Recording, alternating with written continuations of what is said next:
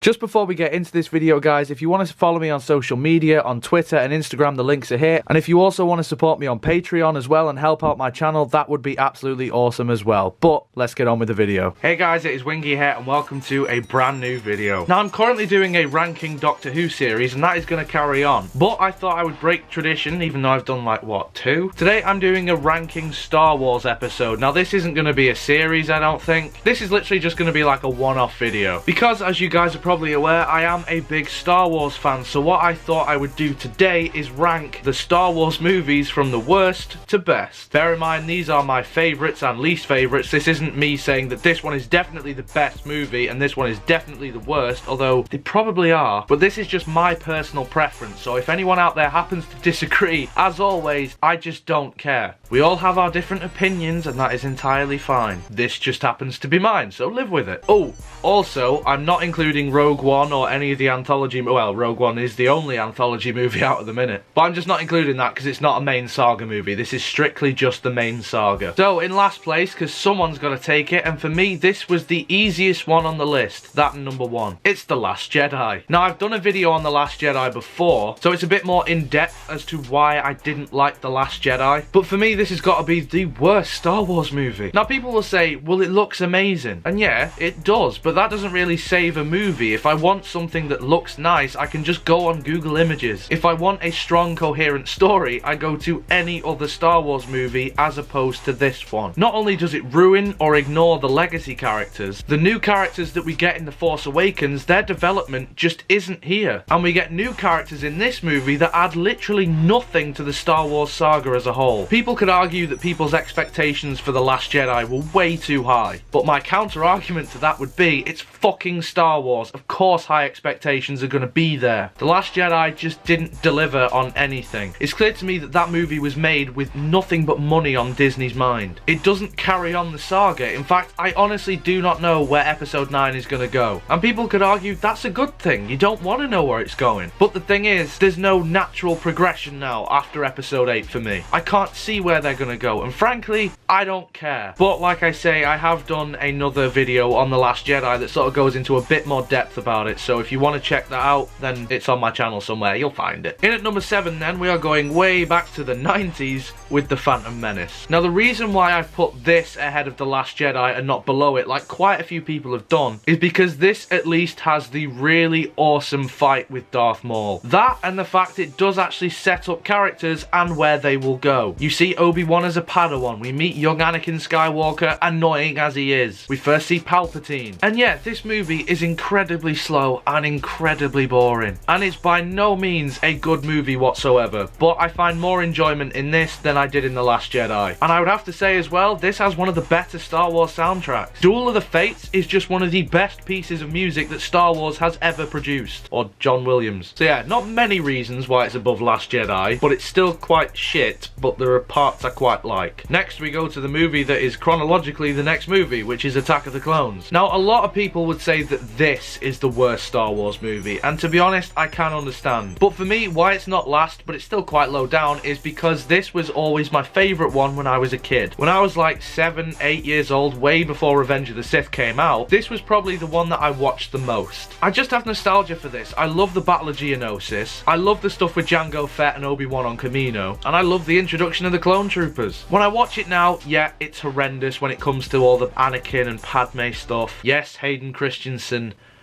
is not good in this film. Jar Jar Binks has been cut down to a minimum though, so that's another positive. And I also like that Coruscant really does have this Blade Runner feel to it. I'm not saying it's a good movie, but when I was a kid, that video, Jesus, fucking hell, I'm old.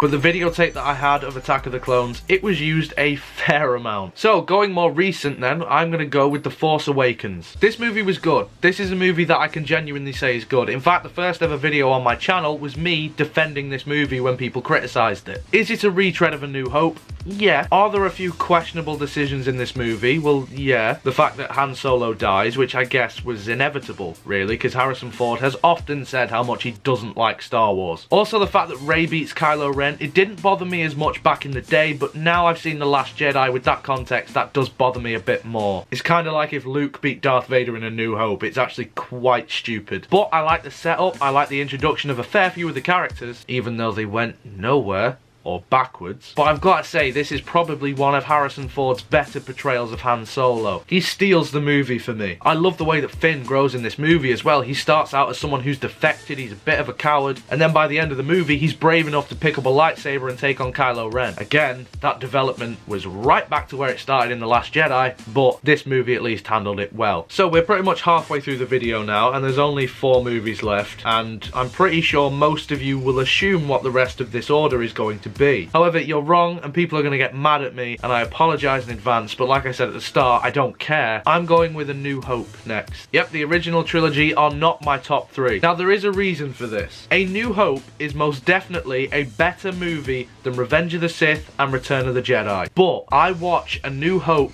the least out of those 3. The movie is quite slow to get going, and as a kid, I noticed that especially. We are slowly delving into the world of Star Wars in this, and to be fair, it does benefit the movie, but when I first saw it, I really struggled to get through it. I was a kid, I just wanted to see lasers and shit. But Alec Guinness is great as Obi-Wan, Mark Hamill as Luke Skywalker is irritating in this movie, but you do see him grow. Peter Cushing is great in this movie, Darth Vader has some of his best moments in this film. The trench run by now is just one of the most iconic pieces of cinema, and I think this movie is probably the one where Leia was her most badass. So whilst I definitely really enjoy this movie, I do prefer the other 3 that are going to be on this list. But it is in no way, shape or form a bad movie. So in the top 3 next, I'm going to go with Revenge of the Sith. I couldn't put it higher than this. I just couldn't. Some people are already going to be mad that I put it ahead of A New Hope, but again, I don't care. This for me is pure nostalgia. It's this high up for that reason. When Phantom Menace and Attack of the Clones came out, I was a bit too young to really sort of go out to the cinema and watch them. But when this one came out, this was my first experience of going to see a Star Wars movie. The hype, the anticipation for it, getting to see how Anakin finally turned to the dark side and become Darth Vader. What I love about this movie especially is the relationship between Anakin and Obi-Wan. And although the lines of dialogue and some of the acting are a bit stilted and stale, Ewan McGregor and Hayden Christensen really do shine in this movie to me. Yes, even Hayden Christensen to me. I enjoy the foreshadowing of Darth Vader with the character of General Grievous. I love seeing the Jedi fall. And come on, Anakin against Obi-Wan has got to be one of the most badass and awesome lightsaber duels that we are ever gonna get. Maybe it is too long, but I still really enjoy it. There are many plot holes with this film, but the thing is, I don't care, because I just revert to my 10-year-old self and just enjoy it for what it is. And amazingly, this is kind of the most subtle out of the prequel movies as well. You know, the scene where Anakin and Padme are staring from across the city towards each other, you know, you can tell that they're just looking at buildings, but they can actually see each other. That's a really subtle and well-handled scene. And I know a lot of people take issue with Vader screaming no when he first gets into the suit, but for me, I interpret that as Vader being Anakin for one last time, because then after that, after he does the whole no thing, we cut to him and he's pure Vader. He's just stood there with his arms crossed watching the Death Star get built. Palpatine is also great in this movie. So yeah, it's definitely not the best Star Wars movie, but it's my 3rd favourite. So in at number 2, I'm going to go with Return of the Jedi. Again, I know people have lots of issues with this movie, but it's always been one of my favourites. I know people take issue with the Ewoks, but honestly, I don't mind them that much. The thing that's the most enjoyable about this is seeing Luke Skywalker grow into the Jedi that he was destined to be. This character is literally going to do absolutely anything to make sure that his father will turn back to the good side. You hear that, Last Jedi? He'll do anything to make sure he turns good, not just stand over and try and kill him. I know I keep ripping on The Last Jedi, but that pissed me off the most, I've got to admit.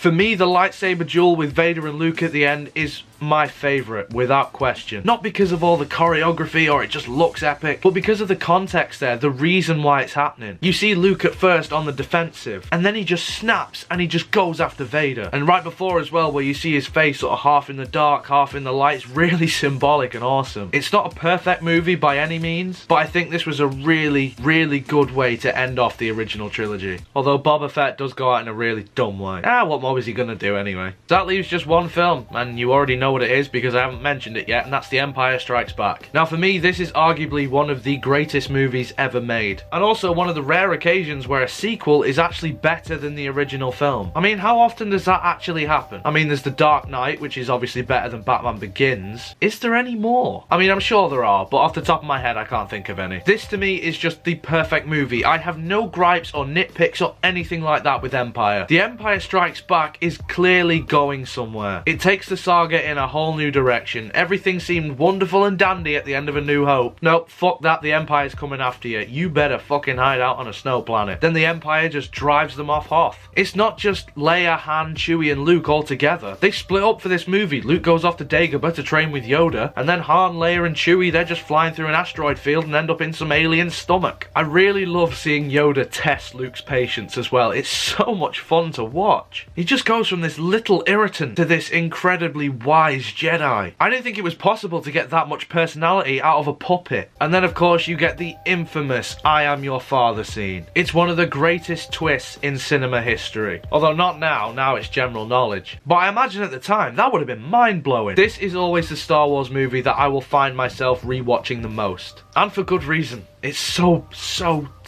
bloody good. And that is my ranking of the Star Wars saga. I know that people will disagree with this, and that's fine. You can just let me know what your rankings would be in the comments below. Your favourites, your least favourites. It doesn't matter if they're the best by rating, just what you personally prefer. If you love The Last Jedi and hate Empire, fine. If you love Phantom Menace and hate Attack of the Clones, doesn't matter. Whatever it is, let me know. If you enjoyed this video, make sure you leave a like on it, subscribe for more, and if you do any of those things, I would love you forever. But until next time guys, you take care of yourselves. Goodbye.